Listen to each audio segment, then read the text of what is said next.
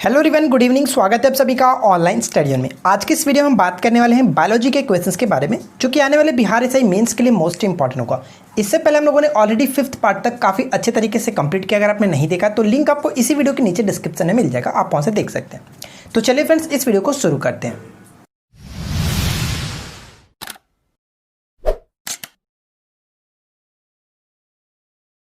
तो फ्रेंड्स, आज की इस वीडियो का फर्स्ट क्वेश्चन ये कह रहा है कि जीवित कोशिकाओं में राइबोसोम निर्माण का स्थल कौन सा है।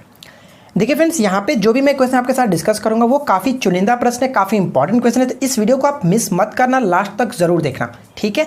तो देखिए इस क्वेश्चन का राइट आंसर क्या है। इस क्वेश्चन का करेक्ट आंसर होगा ऑप्शन डी, यानी कि जीवित कोशिकाओं में जो राइबोसोम निर्माण स्थल होता है वो केंद्रिका होता है। अकॉर्डिंग टू ऑप्शन यहाँ पे केंद्रिका बिल्कुल करेक्ट होगा। लेकिन मैं आपको बता दूं फ्रेंड्स, जो राइबोसोम होते हैं वो केंद्रिका के अलावा माइटोकॉन्ड्रिया, हरित लवक में भी पाए जाते हैं, ठीक है। जो राइबोसोम होते हैं वो सभी जीवित कोशिकाओं में पाए जाते हैं। ये पॉइंट भी इंपॉर्टेंट है, याद रखेंगे, ठीक है फ्रेंड्स। और ये क्या करते हैं, तो प्रोटीन संश्लेषण जो प्रक्रिया होती है उसमें क्या करते हैं कि एमिनो अम्ल से प्रोटीन बनाते हैं। तो ये पॉइंट इंपॉर्टेंट है, याद रखना है। क्लियर, आगे बढ़ते हैं। क्वेश्चन नंबर 2 देखिए क्या कह रहा है। ऑटोवामनता यानी फ्रेंड्स केटिनता एक मानव विकार है, जो क्या होता है बताइए। देखिए बात करते हैं इस क्वेश्चन के राइट आंसर का, यानी कि केटिनता कहते हैं या फिर इसको ऑटोमनता कहते हैं। और ये जो होता है थायराइड हार्मोन के अल्प स्रावण के कारण होता है। ऑटो ग्रंथि आपने नाम सुना होगा, ऑटो इसी से नाम मिलता जुलता है, ऑटोवामनता, ठीक है। तो यानी कि थायरॉक्सिन हार्मोन के अल्प स्रावण के कारण जो मानव में विकार होता है उसको हम इस नाम से जानते हैं। आई होप कि आप इस चीज़ को समझ चुके होंगे और ऑप्शन यहाँ पे डी बिल्कुल करेक्ट हो जाता है। क्वेश्चन नंबर 3 देखिए क्या कह रहा है। निम्नलिखित में से कौन सा एक स्पीसीज की संख्या के संदर्भ में प्राणी जगत में सबसे बड़ा फाइलम है। बताइए फ्रेंड्स, इस क्वेश्चन का राइट आंसर क्या होगा। देखिए बात करते हैं इस क्वेश्चन के करेक्ट आंसर का। इसका राइट आंसर है ऑर्थोपोडा। ऑप्शन नंबर डी यहाँ पे बिल्कुल करेक्ट है। ऑर्थोपोडा जो होता है वो इंग्लिश वर्ड है, अगर हिंदी में बात करें तो इसको संधिपाद कहते हैं। ये पॉइंट याद रखेंगे, ठीक है फ्रेंड्स। अब इससे जुड़ी जो इंपॉर्टेंट चीज़ें जो एग्जाम्स में पूछे जा सकते हैं वो आपको याद रखना है। जैसे फ्रेंड्स पूछा सकता है किस प्रकार के लिंगी होते हैं, वो एक लिंगी होते हैं, ठीक है फ्रेंड्स। यानी कि जितने भी ऑर्थोपोडा जीव है वो सभी एक लिंगी होते हैं। और साथ ही साथ फ्रेंड्स ये जल तथा स्थल दोनों स्थानों पर मिलते हैं। ये पॉइंट तो क्लियर हो गया। अब इसके उदाहरण जो होते हैं वो इंपॉर्टेंट है। जैसे फ्रेंड्स इसके उदाहरण में अंतर्गत कौन कौन से आते हैं, जैसे कि केकड़ा हो गया, मकड़ी हो गई, तिलचट्टा, मच्छर, मक्खी, ये सभी इसी के अंतर्गत आते हैं। आई होप कि यहाँ तक आपका कोई दिक्कत नहीं होगा। चलिए बात करते हैं क्वेश्चन नंबर 4 की। क्वेश्चन नंबर 4 ये कह रहा है कि निम्नलिखित में से कौन सा एक शैवाल है। तो देखिए फ्रेंड्स, यहाँ पे हमें बात करना है कि कौन सा एक जो है वो शैवाल है, ठीक है। तो इस क्वेश्चन का राइट आंसर क्या, इसका करेक्ट आंसर होगा ऑप्शन नंबर बी, यानी कि आयरिस काई एक प्रकार का शैवाल होता है। जबकि फ्रेंड्स अगर बात करें बाकी ऑप्शंस के बारे में, यहाँ पे आप पढ़ रहे हैं जो रेडियर काई, जो रेडियर काई होता है एक प्रकार का लाइकेन होता है, ठीक है। और क्लब काई जो आप यहाँ पे पढ़ रहे हैं और वो फ्रेंड्स एक प्रकार का टेरिडोफाइटा होता है। तो यहाँ पे हमारा राइट आंसर क्या होगा, शैवाल जो एक प्रकार का होता है वो आयरिस काई होता है। ऑप्शन बी यहाँ पे बिल्कुल करेक्ट आंसर हो जाता है। क्वेश्चन नंबर 5 में कह रहा है कि निम्नलिखित में से कौन सा एक आनुवांशिक रोग है। और फ्रेंड्स ये मोस्ट इंपॉर्टेंट क्वेश्चन है, इस चीज़ को हमेशा याद रखेंगे। अनुवांशिक रोग के अंतर्गत यहाँ पे हीमोफीलिया आता है, ठीक है। ऑप्शन यहाँ पे सी हमारा बिल्कुल करेक्ट होगा। और हीमोफीलिया फ्रेंड्स क्या होता है, देखिए हीमोफीलिया के कारण अगर किसी व्यक्ति जो होता है वो हीमोफीलिया से अगर पीड़ित है तो उसमें क्या होता है कि रक्त का जो थक्का बनना होता है वो नहीं बन पाता है, ठीक है। और इसके बारे में हम लोग कई बार डिस्कस भी किया है, तो आई होप कि ये चीज़ आपको पता होगा। तो यहाँ पे आप ध्यान रखेंगे हीमोफीलिया एक प्रकार का अनुवांशिक रोग है, जेनेटिक रोग है। अगला क्वेश्चन क्या कह रहा है कि पौधे द्वारा जल को बाहर निकालने की क्रिया क्या कहलाती है। तो पौधों में फ्रेंड्स अनावश्यक जो जल होते हैं उनको बाहर निकालने की जो क्रिया होती है वो उसको हम कहते हैं वाष्पोत्सर्जन। Option B will be correct answer, ठीक है। पौधों द्वारा अनावश्यक जल को वाष्प के रूप में बाहर निकालने की जो क्रिया होती है हम उसको कहते हैं वाष्पोत्सर्जन। ऑप्शन बी करेक्ट आंसर हो गया।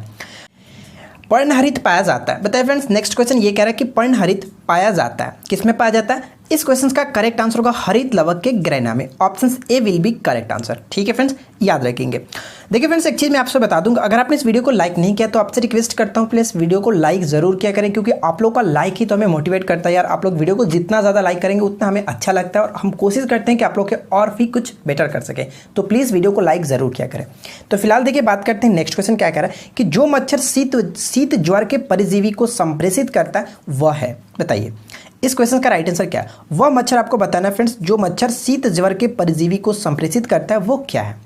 इसका राइट आंसर होगा ऑप्शन नंबर सी यानी कि स्त्री एनाफिलिस। स्त्री एनाफिलिस का मतलब फ्रेंड्स क्या हुआ, मदर एनाफिलिस मच्छर के द्वारा जो शीत ज्वर। अब आप यहाँ पे थोड़ा सा कंफ्यूज कर रहे होंगे शीत ज्वर क्या है। देखिए शीत ज्वर को ही मलेरिया कहा जाता है, ये पॉइंट याद रखेंगे, मलेरिया या फिर शीत ज्वर। ठीक है, शीत ज्वर ही मलेरिया का एक और भी रूप होता है, याद रखेंगे। तो ये किसके कारण होता है आपको पता होना चाहिए फ्रेंड्स, ये प्लाज्मोडियम नामक प्रोटोजोआ के कारण होता है, ये पॉइंट याद रखेंगे। और इसमें क्या होता है, आरबीसी की जो संख्या होती है वो कम हो जाती है। ठीक है फ्रेंड्स, ये पॉइंट याद रखेंगे। अच्छा एक चीज मैं आपको क्लियर कर दूं, मलेरिया और डेंगू, देखिए फ्रेंड्स डेंगू जो होता है वो वायरस के कारण होता है, लेकिन मलेरिया जो होता है वो प्रोटोजोआ के कारण होता है। इन दोनों में कंफ्यूज नहीं होना है। ठीक है, आगे बढ़ते हैं। देखिए नेक्स्ट क्वेश्चन हमारा क्या कह रहा है। नेक्स्ट क्वेश्चन हमारा ये कह रहा है कि निम्नलिखित कथनों पर विचार कर, यानी फ्रेंड फर्स्ट और सेकंड पॉइंट्स को पढ़ना है और उसके बाद हमें बताना है कि कौन सा कथन सही है। तो चलिए सबसे पहले पॉइंट 1 को पढ़ते हैं। हाइड्रोक्लोरिक एसिड जिसको हम लोग HCl के नाम से जानते हैं, HCl का स्राव फ्रेंड्स ऑक्जेंटिक कोशिका यानी कि जो ऑक्जेंटिक सेल्स है इनसे होता है। तो क्या ये पॉइंट सही है? तो इसके बारे में आपको बता दूं कि ये पॉइंट बिल्कुल करेक्ट है। क्यों गलत है मैं आपको बताता हूं फ्रेंड्स, कि मानव शरीर में जो HCl होता है वो स्टोमच यानी कि अमाशय में पाई जाने वाली जो छोटी छोटी ग्रंथि होती है वहां से स्रावित होता है, और इन छोटी छोटी ग्रंथियों को ही ऑक्जेंटिक जो कि सेल्स कहते हैं। तो आई होप कि आप समझ चुके होंगे, और इस तरह से पहला पॉइंट जो बिल्कुल करेक्ट है। ठीक है, सेकंड पॉइंट देखिए क्या कह रहा है कि HCl जो होता है वो पेट में जो जीवाणु होते हैं उनके नाश करने में सहायता करता है। ये पॉइंट बिल्कुल करेक्ट है कि हमारे जो पेट में जो जीवाणु होते हैं उनका नाश करने के लिए HCl जो होता है हाइड्रोक्लोरिक अम्ल होता है वो सहायता प्रदान करता है। तो कह सकते हैं कि फर्स्ट और सेकंड दोनों पॉइंट से बिल्कुल करेक्ट है, इसलिए राइट आंसर क्या होगा, दोनों ही कथन सही है। 1 और 2 दोनों राइट होता है, इसलिए सी ऑप्शन को टिक करेंगे। क्लियर फ्रेंड्स, आगे बढ़ते हैं। इनमें से कौन सा रोग मच्छर से होने वाला रोग नहीं है? तो क्वेश्चंस को ध्यान से पढ़िए, उसके बाद बताइए फ्रेंड्स कि यहाँ पे जो पूछा जा रहा है कि कौन मच्छर से होने वाला रोग नहीं है। तो डेफिनेटली आप सभी लोगों ने राइट आंसर गेस कर दिया होगा, option D will be correct answer. जो घेंघा रोग है वो फ्रेंड्स आयोडीन की कमी के कारण होता है, न कि मच्छर से होता है। बाकी जो ऑप्शन है वो मच्छर से होने वाले रोग है। तो ऑप्शन यहाँ पे डी बिल्कुल करेक्ट हो जाता है। अगला क्वेश्चन ये कह रहा है कि पेनिसिलिन के संबंध में निम्नलिखित कथनों में से कौन सा कथन जो वो असत्य है? तो हमें ये बताना है कि यहाँ पे जो कथन दिया गया वो कौन असत्य है। तो चलिए एक एक करके पढ़ते हैं। पहला पॉइंट में क्या कह रहा है कि अधिकांशतः प्रयोग किया जाने वाला जो यहाँ पे प्रतिजैविक जो कवक है, यानी फ्रेंड्स पेनिसिलियम नटेटम और यहाँ पे पेनिसिलियम क्रायोसोजेनम से प्राप्त किया जाता है। बिल्कुल करेक्ट है, इसमें कोई दिक्कत नहीं। जो पेनिसिलिन जो बनाया जाता है फ्रेंड्स एक प्रकार का प्रतिजैविक होता है, एंटीबायोटिक होता है, और ये किस कवक से बनाया था, ध्यान रखिएगा ये कवक से बनाया था। तो कवक का नाम ये होता है पेनिसिलियम नटेटम और पेनिसिलियम जो क्रायोसोजेनम। ठीक है, इन्हीं से प्राप्त किया था। ये दोनों पॉइंट बिल्कुल इंपॉर्टेंट है, याद रखेंगे। क्लियर, फर्स्ट पॉइंट राइट है। सेकंड में क्या कह रहा है कि इसकी खोज सर्वप्रथम अलेक्जेंडर फ्लेमिंग ने 1938 ईस्वी में किया था। क्या ये पॉइंट सही है? यहां तक तो देखें तो बिल्कुल करेक्ट है कि अलेक्जेंडर फ्लेमिंग ने सबसे पहले पेनिसिलिन की खोज की थी, लेकिन यहां पे जो ईस्वी दिया गया ये गलत है, क्योंकि 1928 ईस्वी में की थी। ठीक है, ये पॉइंट आपको याद रखना है। तो यहां पे हम कह सकते हैं कि सेकंड हमारा जो है वो गलत है, फर्स्ट सही था, इसलिए राइट आंसर हमें बताना था। असत्य कौन सा, तो हमें गलत बताना था, तो ऑप्शन बी को आप टिक करेंगे, केवल और केवल 2 जो कि गलत है, इसलिए ऑप्शन बी हमारा करेक्ट हो जाता है। ठीक है फ्रेंड्स, आगे बढ़ते हैं। देखिए फ्रेंड नेक्स्ट क्वेश्चन में क्या कह रहा है कि निम्न का मिलान करें। तो चलिए एक एक करके मैच करके देखते हैं कौन किसके साथ सही तरीके से मैच होता है। जनरली अगर हम यहाँ पे देखें तो चारों ऑप्शंस में से सिंपल सा अगर दिख रहा है तो वो है सिरका। ठीक है, सिरका के बारे में सभी को पता होगा, सिरका में जो एसिटिक अम्ल होता है यानी कि डी का 2 के साथ मैच होना चाहिए, लेकिन इस ऑप्शंस के थ्रू हमें कुछ फायदा नहीं होगा, क्योंकि ऑप्शंस में आप देख सकते हैं डी 3 जगह मिल रहा है, तो हमें और भी आगे देखना होगा। क्लियर, आगे देखते हैं। नींबू में क्या होता है, नींबू में आपको पता है कि साइट्रिक अम्ल होता है, यानी कि ए का डी के साथ मैच होना चाहिए। ए का डी के साथ कहाँ पर मिल रहा है, एक तो ऑप्शन ये है और एक तो ऑप्शन ये है। ठीक है, यानी ये ए या फिर बी हो सकता है। आगे बढ़ते हैं। अंगूर में आपको पता है टार्ट्रिक अम्ल होता है, तो ये कह सकते हैं कि सी का 3 के साथ होना चाहिए। तो सी का 3 तो इसमें नहीं मिल रहा है, यानी कि हमारा राइट आंसर जो होगा वो ऑप्शन बी बिल्कुल करेक्ट है। लेकिन आप देख लीजिए समुद्री शैवाल में एल्जीनिक अम्ल भी होता है, ये पॉइंट याद रखेंगे। समुद्री शैवाल में कौन सा अम्ल पाया जाता है, तो एल्जीनिक अम्ल पाया जाता है, ये इंपॉर्टेंट हो जाता है। ठीक है फ्रेंड्स, तो यहाँ पे राइट आंसर बी को टिक करके आगे बढ़ सकते हैं। अगला क्वेश्चन देखिए क्या कह रहा है। नेक्स्ट क्वेश्चन ये है कि एड्स के संबंध में निम्नलिखित कथनों पर विचार करें और सही कथन को चुनें। ठीक है, तो चलिए एड्स के बारे में बात करते हैं। सबसे पहला पॉइंट में क्या लिखा गया, एड्स का पूर्ण रूप। एड्स का पूर्ण रूप क्या होता है, एक्वायर्ड इम्यूनो डिफिशियंसी सिंड्रोम। ये पॉइंट याद रखेंगे। यहाँ पे क्या होता है, अक्सर आपने देखा होगा कि इसमें से डी के बारे में पूछ लेगा या फिर आई के बारे में पूछ लेगा, एस के बारे में पूछ लेगा, इसका मतलब क्या होता है, तो इन चीज़ों को याद रखना होता है। ठीक है, एक्वायर्ड इम्यूनो डिफिशियंसी सिंड्रोम इसका फुल फॉर्म होता है। ठीक है फ्रेंड्स, एक प्रकार का वायरस के कारण होने वाला रोग होता है जिसमें फ्रेंड्स इसका वायरस क्या होता है, HIV वायरस होता है। और ये क्यों होता है, तो समलैंगिक यौन संबंध से होता है। ठीक है, और इसमें क्या होता है फ्रेंड्स कि मनुष्य में जो प्रतिरोधक क्षमता होती है वो कम हो जाती है। ठीक है, तो यहाँ पे हम लोगों ने बात कर लिया कि एक प्रकार का वायरस यानी कि विषाणु जनित रोग है, तो ये पॉइंट भी करेक्ट है, ये पॉइंट भी करेक्ट है। थर्ड पॉइंट में देखिए क्या कह रहा है, इस रोग की जांच के लिए वेस्टर्न वर्ल्ड टेस्ट यानी कि वेस्टर्न वर्ल्ड टेस्ट किया जाता है। क्या ये पॉइंट सही है? आपने तो जनरली पढ़ा है एलिजा टेस्ट, लेकिन फ्रेंड्स देखिए ध्यान रखिएगा एलिजा टेस्ट के साथ साथ ये भी वेस्टर्न वर्ल्ड टेस्ट भी किया जाता है एड्स के जांच के लिए। तो ये कह सकते हैं कि तीनों पॉइंट्स यहाँ पे बिल्कुल करेक्ट हो जाते हैं। ठीक है, तो राइट आंसर हम यहाँ पे सी को टिक करेंगे, 1 2 3 बिल्कुल करेक्ट है, इसलिए सी हमारा करेक्ट आंसर हो जाता है। आई होप कि आपको ये सारी चीजें क्लियर हो गई होगी। क्वेश्चन नंबर 14 में देखिए क्या कह रहा है कि प्लाज्मोडियम जर्म्स किसकी उत्पत्ति करते हैं। अगर आपने हमारे ऊपर के जो कि मैंने जो आपको एक्सप्लेनेशन बताया, अगर आपने ध्यान से सुना होगा तो डेफिनेटली इस क्वेश्चन का राइट आंसर आप कर सकते हैं। ठीक है, प्लाज्मोडियम जर्म्स किसकी उत्पत्ति करते हैं, तो डेफिनेटली आपको पता होगा मलेरिया जो रोग होता है किसके कारण होता है, जो प्लाज्मोडियम प्रोटोजोआ के कारण होता है। तो राइट आंसर यहाँ पे एक को टिक कर सकते हैं। ठीक है फ्रेंड्स, आगे बढ़ते हैं। देखिए फ्रेंड नेक्स्ट क्वेश्चन में हमारा क्या कह रहा है कि निम्न में से कौन विषाणु के द्वारा होने वाली एक बीमारी है। सबसे पहले मैं आपको एक चीज़ क्लियर कर दूं फ्रेंड्स, अगर आपने हमारे चैनल पे ये मानव से होने वाले रोग वाली इस वीडियो को नहीं देखा है तो आप जरूर देख लें, क्योंकि इसमें मैंने आपको ट्रिकी वे से साथ बता चुका है कि मानव में जो भी रोग होते हैं किनके कारण होते हैं और किस टाइप से आपको याद रखना है। ठीक है, एक बार आप जरूर देखें, मैं आपको रिकमेंड करता हूं आप एक बार जरूर देखें। तो फिलहाल बात करते हैं इस क्वेश्चन के राइट आंसर का। देखिए यहाँ पे इस क्वेश्चन में पूछा जाए कि विषाणु के द्वारा होने वाला बीमारी कौन सा है, तो यहाँ पे हम अगर बात करें पोलियो, तो पोलियो जो होता है एक प्रकार का जो कि वायरस के कारण होने वाला रोग है। और बात करें किस वायरस से होता है, तो पोलियोमेलिटिस नामक वायरस से होता है, ये पॉइंट तो याद रखना है। अब बात करते हैं फ्रेंड्स हैजा किसके कारण होता है। जो हैजा होता है एक प्रकार का जीवाणु के कारण, बैक्टीरिया के कारण होने वाला एक रोग होता है। और इसमें कौन सी जो जीवाणु होता है उसके बारे में बात करें तो विब्रियो कैलोरी नामक जीवाणु के कारण होता है। ये तो क्लियर हो गया। टिटनस के बारे में बात करें तो किसके कारण होता है, तो याद रखेंगे फ्रेंड्स टिटनस जो होता है वो क्लास्ट्रीडियम टिटेनी नामक जीवाणु के कारण होता है। क्लियर। अब आपके लिए छोटा सा क्वेश्चन, नीचे आप मुझे कमेंट करके ये बताइए, जो ये गोनेरिया आप देख रहे हैं, गोनेरिया एक प्रकार के जीवाणु से होता है, लेकिन किस जीवाणु से होता है आप मुझे नीचे कमेंट करके बताइए। कब से मैंने एक भी क्वेश्चन आपसे नहीं पूछा, तो ये क्वेश्चन आपके लिए नीचे कमेंट करके जरूर बताइएगा। अगला क्वेश्चन देखिए क्या कह रहा है, पादपों में निम्न में से कौन सा एक उत्तक मृतक होता है। बताइए फ्रेंड्स, यानी कि मृत होता है। क्या होगा इस क्वेश्चन का करेक्ट आंसर, पादपों में निम्नलिखित में से कौन सा उत्तक मृत होता है। तो बात करते हैं फ्रेंड्स इस क्वेश्चन के करेक्ट आंसर का। इस क्वेश्चन का राइट आंसर होगा ऑप्शन नंबर सी यानी कि सेरेरेनकाइमा। ठीक है, ऑप्शन नंबर सी बिल्कुल करेक्ट आंसर हो जाता है। देखिए मैं आपको बता दूं, जो ये सेरेरेनकाइमा आप देख रहे हैं इसको कठोर उत्तक भी कह सकते हैं, और ये फ्रेंड्स निर्जीव कोशिकाओं का बना होता है। यानी फ्रेंड्स ये जो होता है इसकी कोशिका जो भित्ति होती है वो किसकी बनी होती है, तो लिग्निन की बनी होती है। ये आपने पढ़ा भी होगा, लिग्निन की बनी होती है। ठीक है, लेकिन अगर बाकी ऑप्शंस देखें यहाँ पे पेरेनकाइमा और कैलेनकाइमा, देखिए मैं आपको बता दूं जो पेरेनकाइमा होता है एक प्रकार का जीवित कोशिका का बना होता है। ठीक है फ्रेंड्स, और इसकी जो कोशिका भित्ति होती है किसकी होती है, यानी कि इसकी जो कोशिका होती है वो जीवित रहती है। और ये किसका बना होता है, तो मैं आपको बता दूं पेक्टिन और सेलुलोज। ठीक है, ये दोनों जो बने होते हैं वो पेक्टिन और सेलुलोज के बने होते हैं। ठीक है, ये मोस्ट इंपॉर्टेंट है, दोनों को आप ध्यान में रखेंगे। क्लियर। आगे बढ़ते हैं, इस क्वेश्चन का राइट आंसर क्या होगा, ऑप्शन नंबर सी। अगला पॉइंट देखिए क्या है, नेक्स्ट क्वेश्चन हमारा ये कहता है कि दंत वल्लक कर्बुरण। ठीक है फ्रेंड्स, कर्बुरण किसके कारण होता है। क्वेश्चन थोड़ा सा फ्रेंड्स ज़्यादा हिंदी में लिखा गया, तो आपको ये बताना कि दंत वल्लक कर्बुरण किसके कारण होता है। यानी कि आप इस तरह से आप समझ सकते हैं कि दांतों का जो क्षरण होता है, दांतों में जो रोग होता है, दंत का मतलब दांत। ठीक है, दंत वल्लक और कर्बुरण इस तरह से आप समझ सकते हैं। तो इसमें क्या होता है, इसका सीधा सा मतलब होता है फ्रेंड्स कि जल में फ्लोराइड की जब मात्रा अधिक होती है, उच्च स्तर पर होता है, इस वजह से होता है।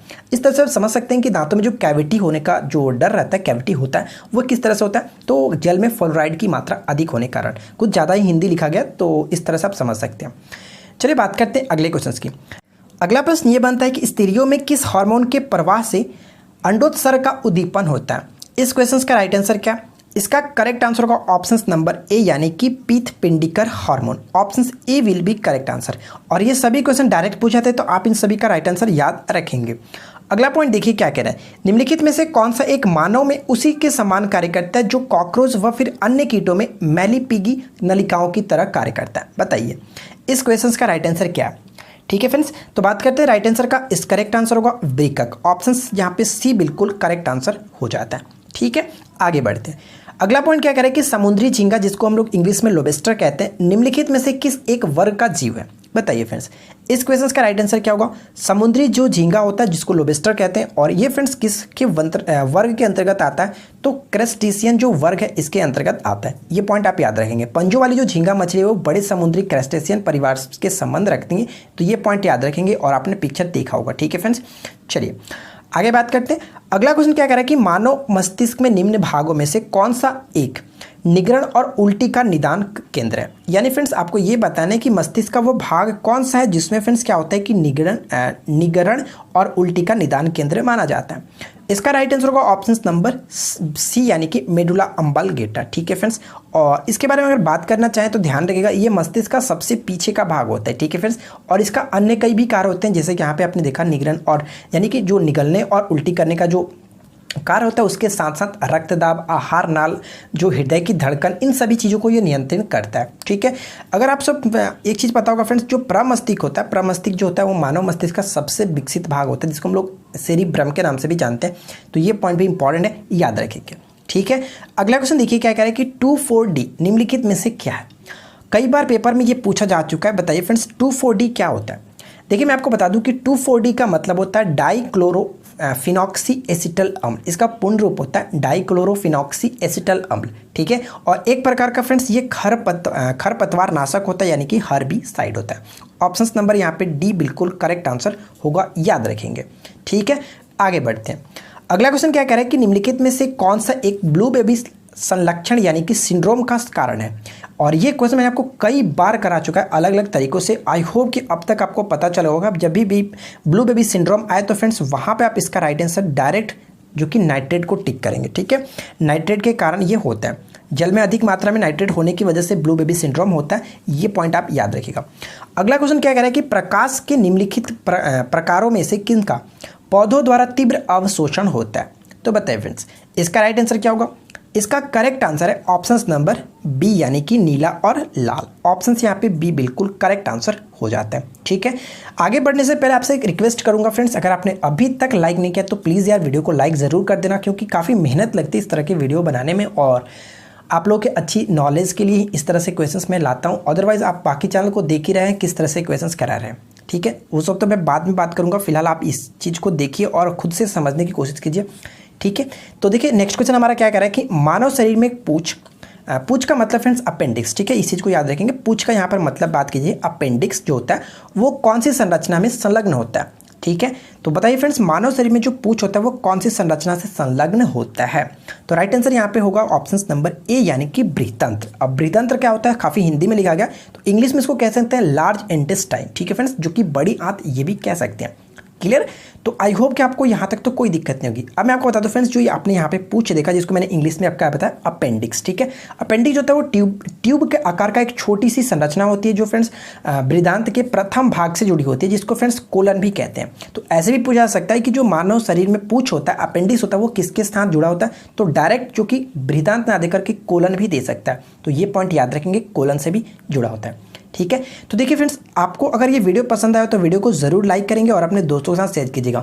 ये 25 क्वेश्चन मैं आपको जो कराया हूँ वो मोस्ट इंपॉर्टेंट है। इससे पहले मैंने आपको ऑलरेडी 5 पार्ट तक कंप्लीट कराया था, नहीं देखा तो जरूर देख लें।